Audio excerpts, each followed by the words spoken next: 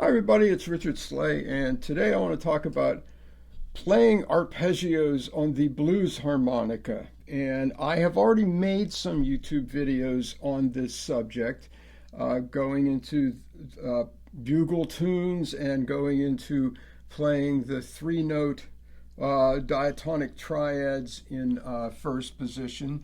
And today I want to talk about taking it to a more advanced level and also really focus on the principles behind this process, and which is rewiring your brain.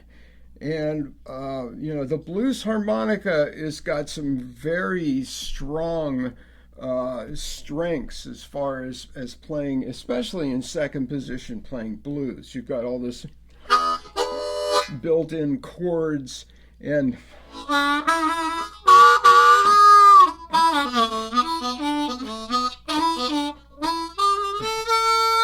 all those wonderful built-in bends and everything that really work the blues scale in a way that's just wonderful, highly addictive, and when you get it together, it just sounds fabulous. But the same strengths, when you try to approach playing this instrument more like a jazz player, a sax player, then those same things that set it up that make it easy to play blues make it harder in many ways to play the elements of jazz. And what I mean by that, every octave on this instrument has a different pattern for playing the built-in major scale. So what happens is when you start trying to do things that are really simple mechanically on a sax, they become more complicated on this instrument because you have to start using different techniques, overblows and combinations of bent notes and unbent notes and overblows. Now, I have been woodshedding on this instrument, which is one answer to some of the limitations of the blues harmonica. This is an MB30 harmonica that has 30 reeds and 20 valves, and it's my main improvising instrument now. And I don't teach people how to play this instrument because there just aren't that many of them out there. There are other, Suzuki makes a sub 30 that can be customized to play in the same way as this instrument. But this is my go-to instrument. So even though I build overblow harmonicas and can use them, I decided a while ago that I wanted to burn different neural pathways in my brain for playing those notes on this instrument. Now, you probably don't have one of these, but the thing I want you to listen to is the basic approach, the principles behind this, which is that when you go to learn a new set of patterns, you have to repeat them enough times that you finally get it in your thick skull, the pathway that you want to have on autopilot. And what happens is that you'll start playing these new patterns that you are using overblows or whatever, and you try to speed them up, and then it just goes off the rails. And it takes a lot of patience and persistence. But when you get to the point where you do get those new patterns on autopilot, then you can start using them spontaneously on stage when you improvise a solo.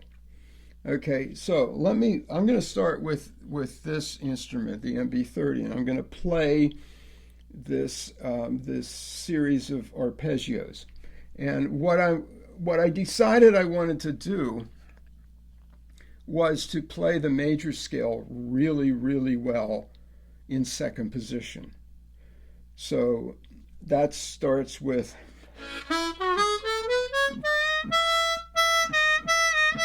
getting that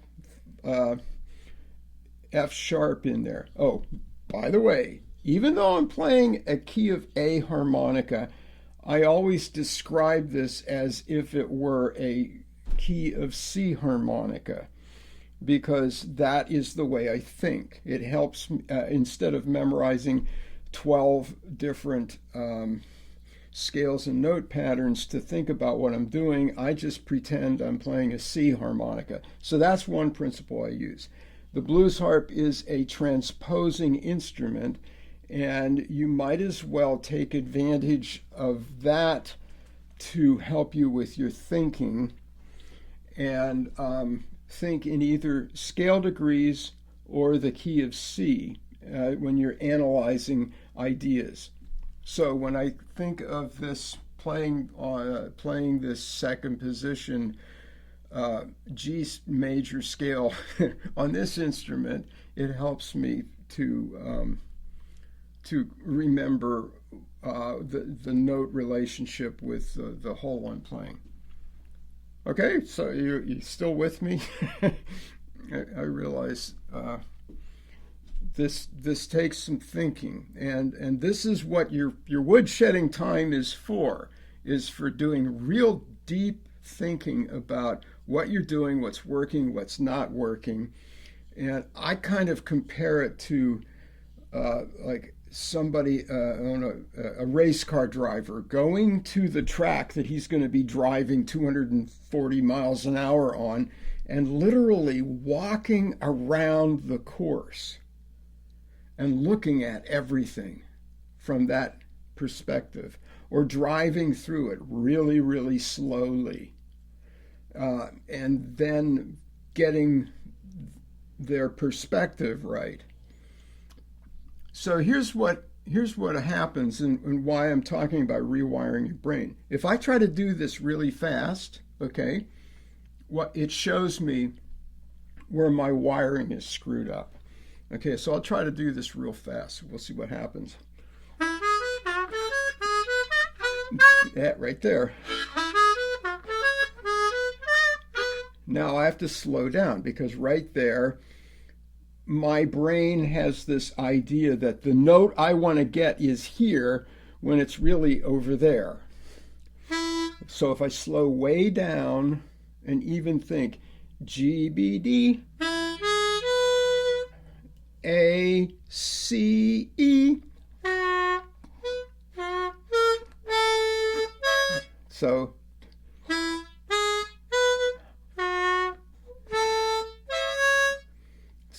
G, B, D, A, C, E. And get myself connected there. Now it's B. Here's where that F sharp comes in. B, D, F sharp.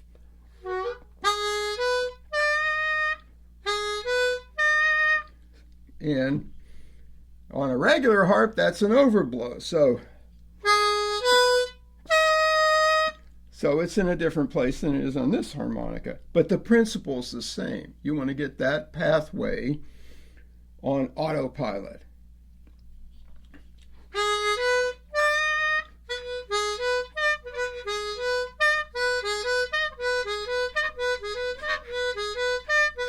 Okay, now moving on. That one's real easy because it's C, E, G, and they're all blow notes. Now, can I get this other one to work?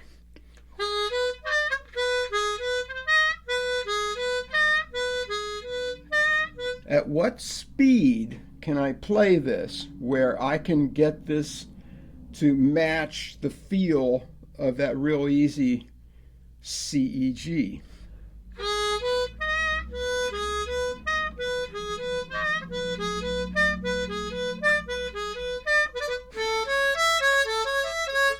Okay, moving on.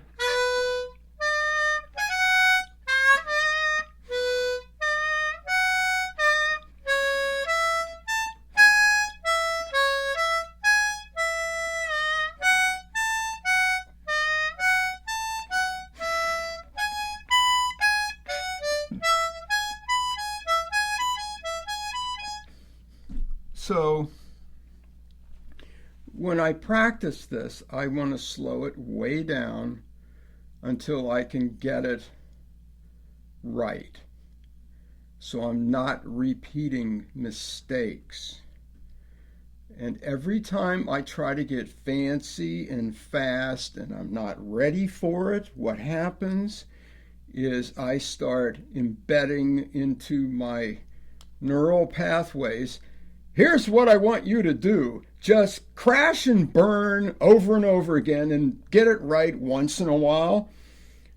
And then that's what happens on stage when I try to automatically play something I think of that I haven't really embedded into my unconscious mind.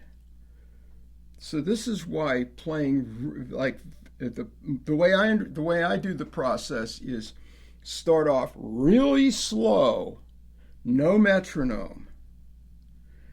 And then as I get it more and more together, then I use really slow metronome speeds.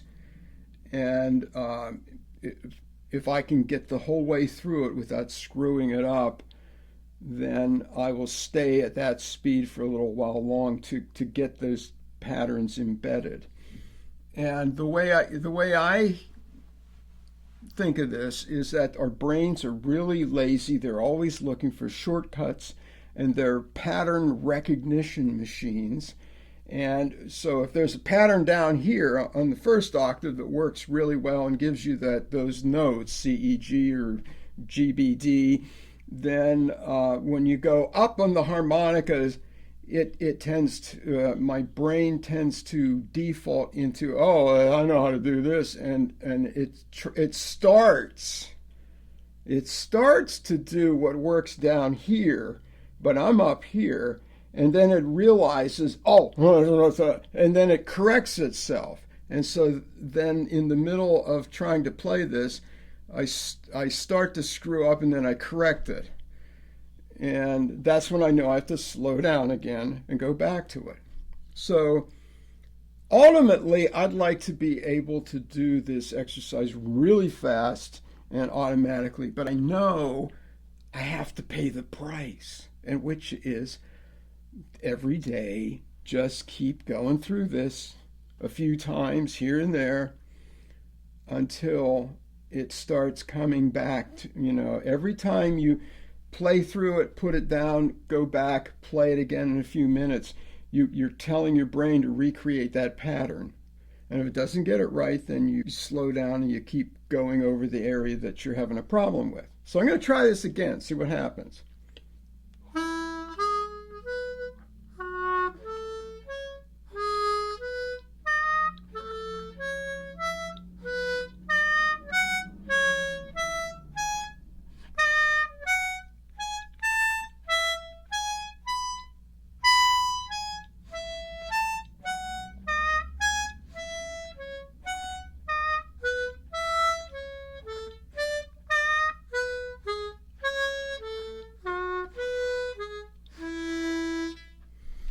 So I have been practicing this particular sequence now for,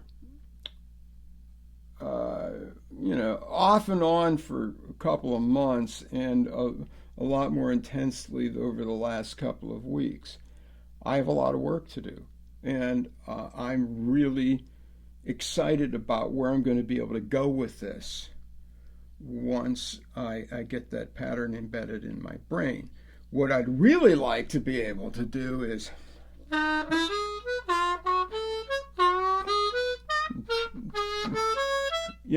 that little pattern with the chromatic approach notes.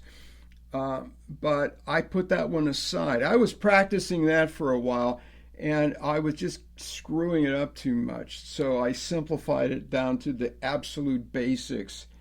And that's what I'm working on now. So, see, I'm just sharing with you my process. And it takes a lot of repetition, a lot of patience. And but ultimately, it works because it just makes sense that if you stop practicing mistakes, you'll make fewer of them when you go into autopilot mode.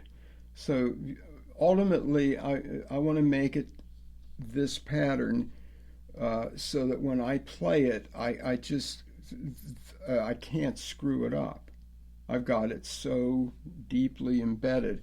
And if you go into the whole physical,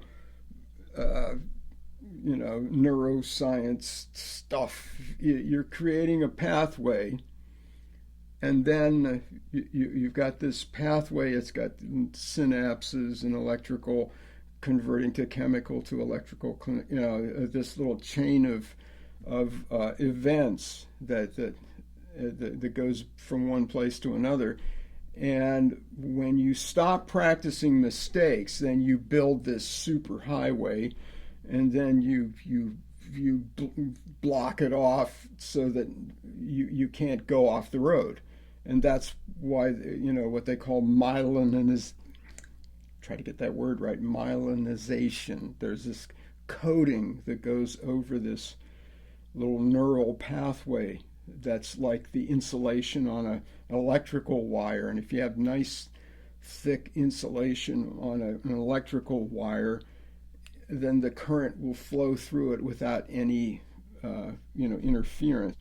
So I hope this isn't too crazy for you to take in. You might want to go listen to some other people talk about neural pathways and myelin and all this other stuff. If you want to convince yourself that this has a physical component to it, and if you do this for a few months, you're going to find yourself on stage improvising a solo, and you're going to spontaneously play some runs that you haven't played before, because now you have that vocabulary.